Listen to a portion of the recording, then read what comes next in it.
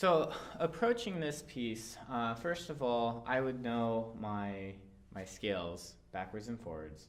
And in this particular key, we're in C major, so know the fact that on the G string we're going to be doing high twos for B naturals. But then on the D string, A string, and E string, we're all doing low twos because we have F naturals, we have C naturals, and we have G naturals. So just be aware. And then try and make sure when you practice this that we're making everything in a very smooth and flowing style. So from the beginning, just be careful of those F naturals.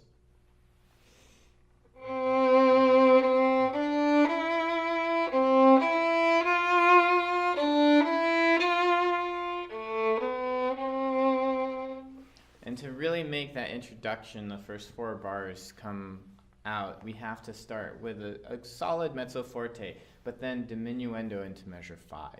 So it takes a lot of finesse with the bow, but just practice carefully to get that diminuendo in there. Measure 5 going on, some of the things that you have to be careful of are fifths. Whenever you have a leap of a fifth, our strings are tuned in fifths.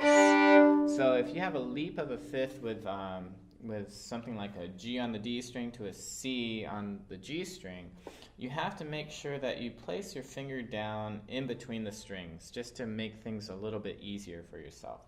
So anticipate, know that you're coming to a G then a C, so set your finger so it's on both strings. For instance, here's measure 5. Sorry. So if you notice, I have my fingers. That third finger is on both strings. So you want to make sure that you're anticipating those leaps so we don't have something like this, where there's a break in the sound, or when you lift that we hear an open string in between. So just be aware that you have to try and get those fingers set so that there is no break in the sound.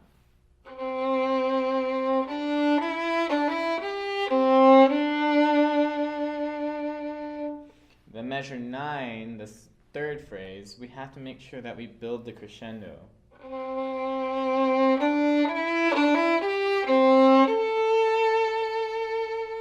And just be aware whenever you do have crescendos, it doesn't mean automatically get louder. It actually means start soft enough so that you can gradually build it up. So we hear the building, and that's really what a crescendo is. It's building it up. So don't get too loud too soon.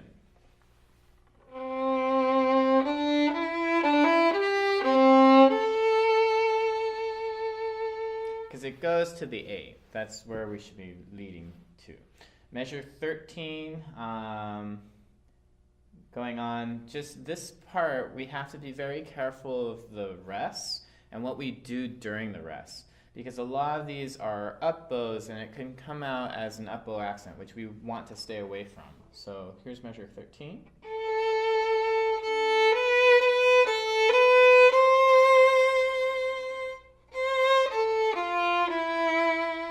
Now if you do just that and you keep your bow on the string, so 16 and then 18, you're going to run out of bow. So during those rests, you have to sneak back up. You have to make sure that you're using plenty of up bows, but not to let them get too loud. So think stronger on the down bows, lighter on the up bows, so that you can get back to the frog. So again, 13.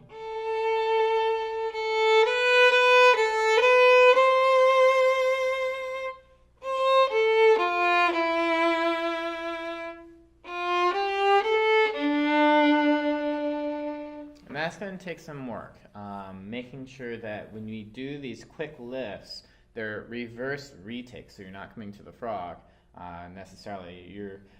You're going to come closer to the frog, but then go up bow. So.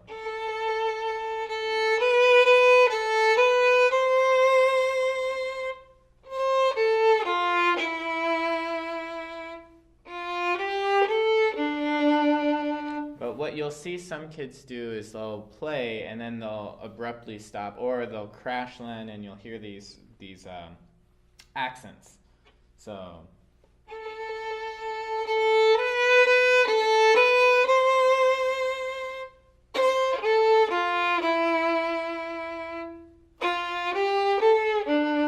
when you retake, make sure you lift and then set, so you're always starting from the string. Set. Okay, so that'll take some work.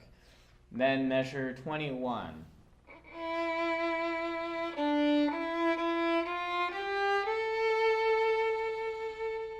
This is not the melody, which is the reason why it's marked down to piano. But at the same time, it's good counter movement, a good counterpoint, so bring out the moving scale, but then always be aware of where the melody is. So when you're in your orchestra class, you can listen, and it's most likely in the violas or cellos. So 21, nice and soft.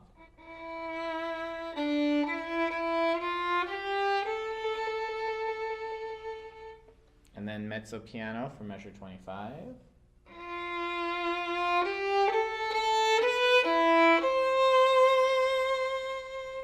And then 29, because you have a pickup, this pickup you really should retake. Same thing that we were doing before. So don't stay here at the tip, because that's going to be very abrupt. We want those pickups to be subtle, very nice, and then land on the downbeats. Downbeats have to be more important.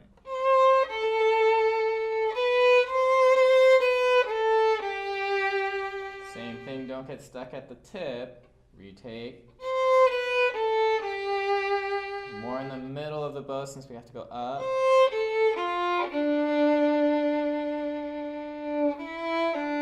And then we get to 37, which is forte. And believe it or not, this is such a pretty line, but it is not the melody. So be aware, cellos, violas, somebody else in the orchestra does have the melody at this point. You guys, first violins, it's beautiful, it's gorgeous, it's moving, but it can't be too loud. So play it forte, but always be aware where the melody is.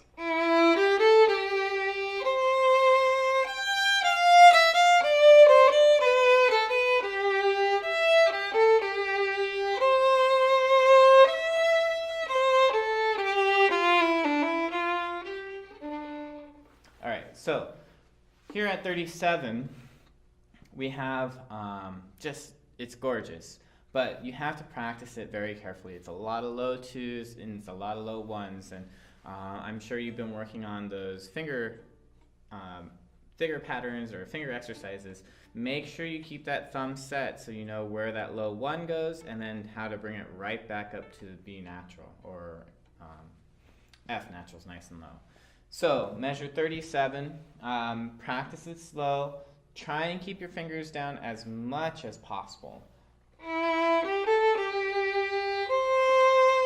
So when you go from note to make things as legato as possible, if you are lifting, there's going to be a break in the sound. So connecting from measure 37 to 38, you have to have the third finger stay down as you go across to the C natural.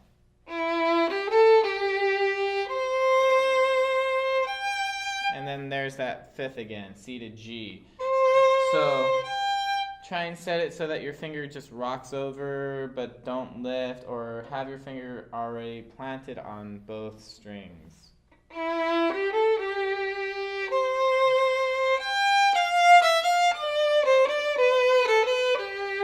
But really keep that legato nice and smooth, all these eighth notes.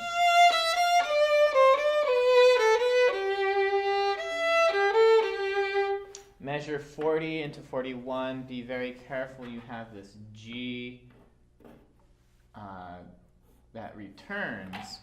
So you have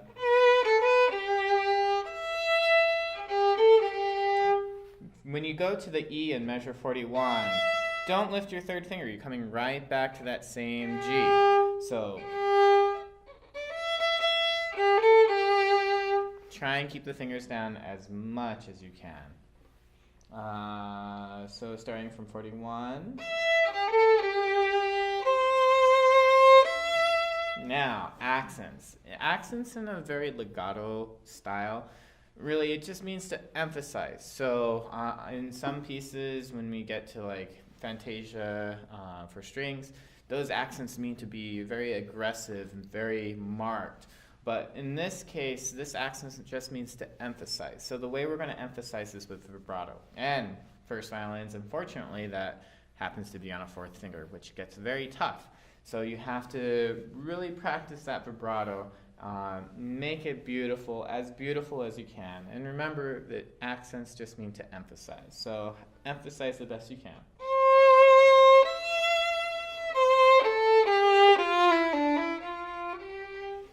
And then 44, it's a beautiful line. Try and make a lot with that diminuendo. So emphasize the first note of those eighth notes and then back away. So, and just be aware of your volume or your dynamic level, that it's always getting softer as you play.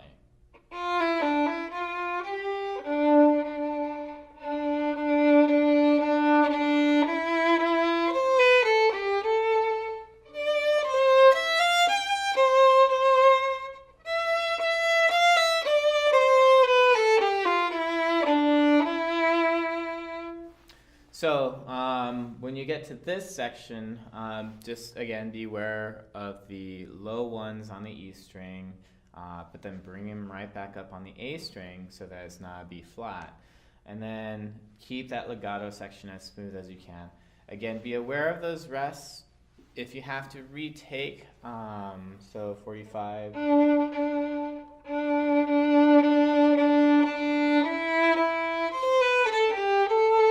Retake.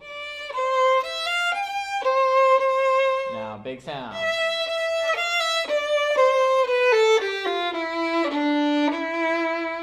And that one you don't necessarily have to retake on in measure 50 just because it's going to a forte. Just be aware that you don't want the pickup to be stronger than the downbeat.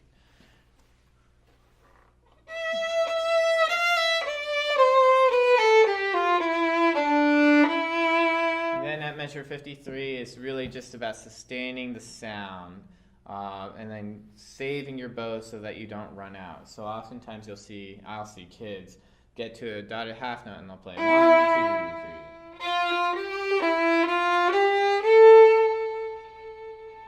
3. Right? And then we lose all the intensity. So save on those long tones.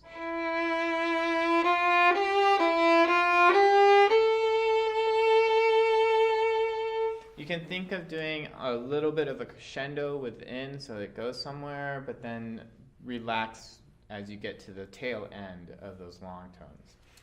Same thing, 57.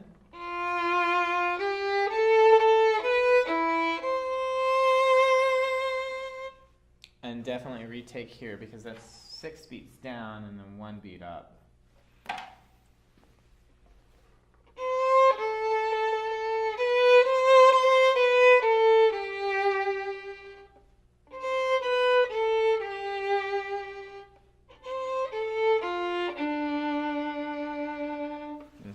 And then I would retake on these quarter rests just so that you're not getting stuck at the tip, and then set your bow every time. Measure, I'll do the bottom part first. So the VC, always bottom parts are way more important than the top parts. So if you're on bottom, you can play out a little bit stronger. It really helps out the top part to stay in tune. So bottom part, with the pickups to 69.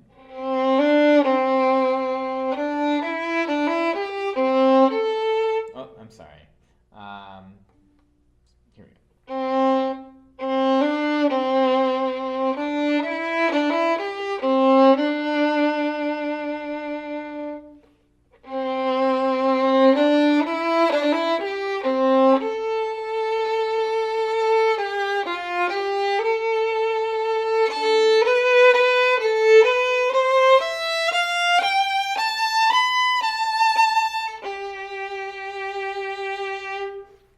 So with this one, I kind of goofed it a bit. I want you to stay away from the open strings as much as possible. But definitely be thinking about your tone overall, and then don't let it start to get more more martelé. Keep it very legato. Connect the bow strokes as much as you can.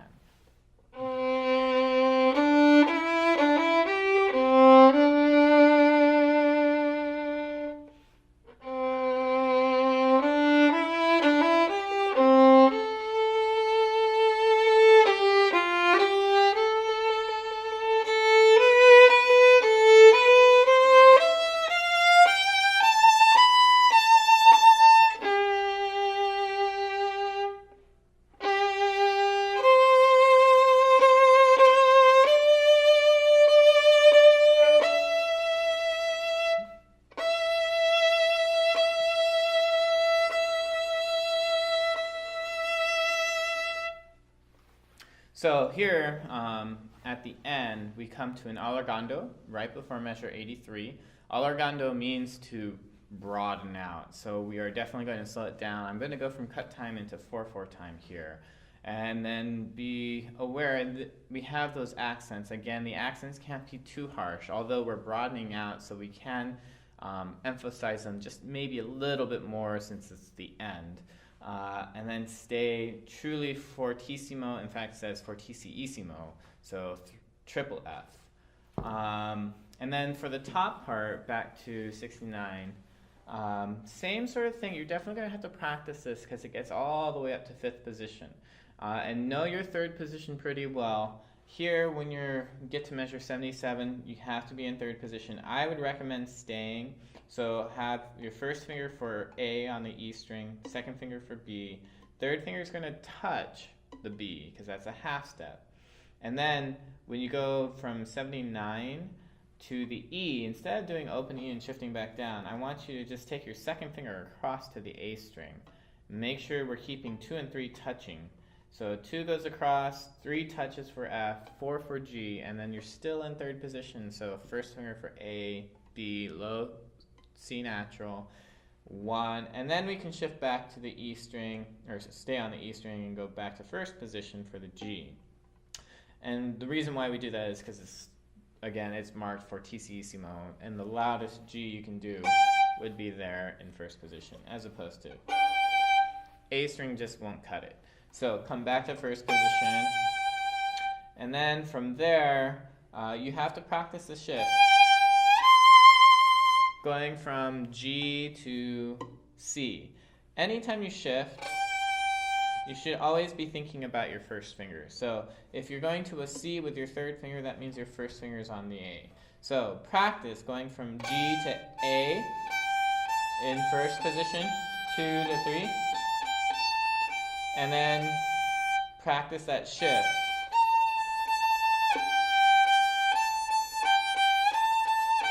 Do it with a slur.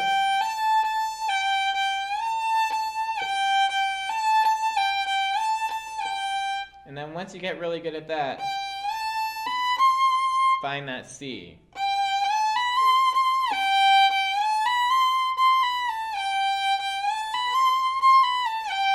And then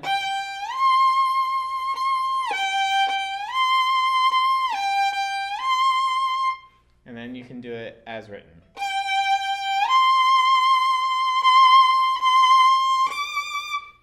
In measure 83, you have to be careful that you do the shiftings. So you're in 3rd position, and you're staying on the same note, C, C, C, but that last C, we're going to shift to 5th position and move that 1st finger. So make sure we're listening. And I would just practice that over and over until you get it correct.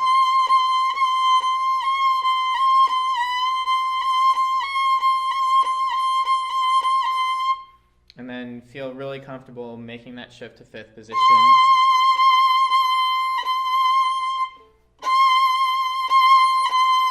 And then D is a whole step, and whole step E. And if you're getting up there and you're not quite sure, just check with an open E. And then it's also your harmonic. And then and that'll pretty much take care of it. So I'll play this whole thing from 69 with the pickups for the top part.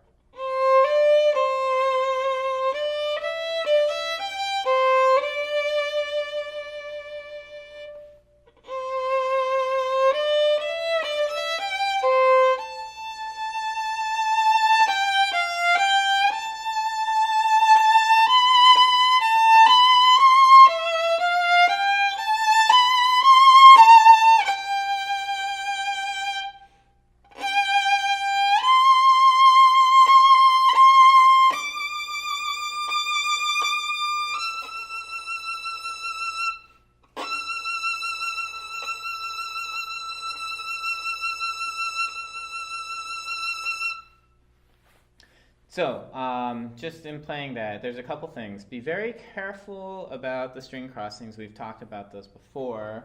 One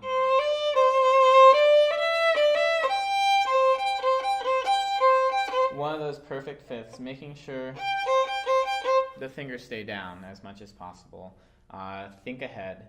And then, again, save through those long tones and develop those crescendos. So you want to make sure you don't speed your bow through. Save. Enjoy the moment.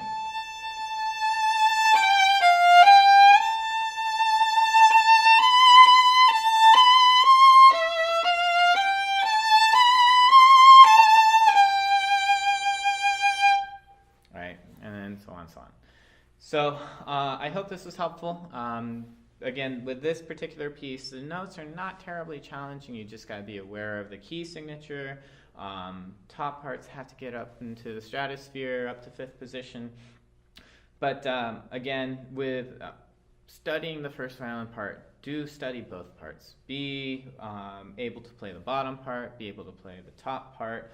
Feel comfortable playing both parts. And then when it comes to the seating, you won't feel thrown into the wolves or whatever, maybe. You are comfortable with both parts. So if you have to play the bottom part, you'll be there to support and really bring out the tune. Whereas the top part, if you didn't practice that and you're given the top part assignment, then you're going to be cramming at the very end. So best of luck with this one. Again, if you need any help, go ahead and go on to Google Classroom, and good luck.